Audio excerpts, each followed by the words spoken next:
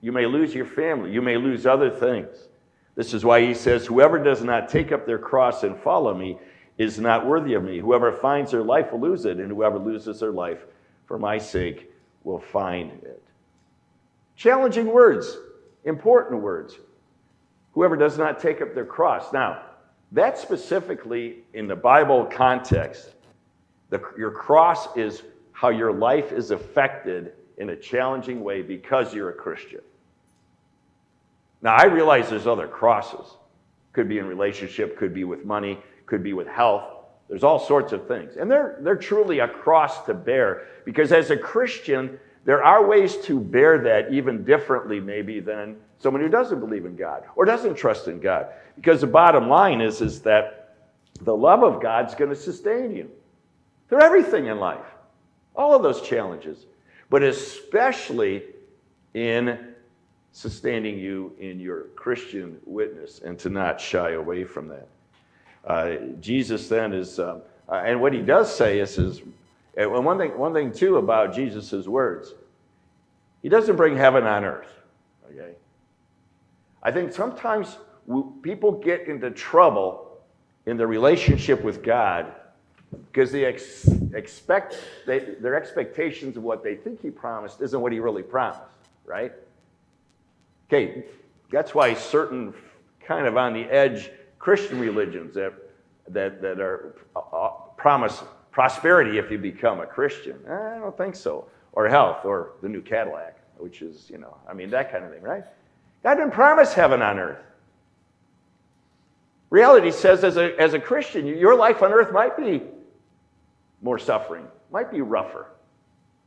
And maybe even beyond just what's directly coming against you because you're a Christian, also is how you continue to bear up and keep commitments, or even those ways to honor God. Back to family. What's the essence of marriage and family? It is commitment. It is perseverance. How do you not give up sometimes, right? But the love of God sustains us. So take up your cross and follow me. And whoever finds their life will lose it. So a lot of times what we're trying to grasp, then we end up not having it all. But when we hold on to Jesus and cling to those promises, and the other things fall into place in terms of priority, importance, and even bless me. There is always that pressure, and partly why Jesus uses family as an example, because that's where it's going to be the strongest pull, right? The strongest bonds are pulled in the family. Is sort of like the family says, no, choose me and my ways rather than Jesus and his ways. And we then, under persecution, there are people who have literally borne the cross of Christ. It was in the 1990s, I believe, in the Sudan, where hundreds of Christians were crucified because they were Christians and left out in the Sahara. I mean, it's not that removed. You think of all the early martyrs, right? Peter crucified upside down on the cross and all those sorts of things. But yet, it is still Christians today who bear the cross of Christ because they bear the name of Christ. And then God would call us to live in a world where we have an opportunity, and there is a certain amount of, I guess, disrespect, distrust, even persecution, if you will, but not like that. But God calls us then to show a solidarity and allegiance with them. It's a full devotion to him. The call and following of Jesus has eternal significance.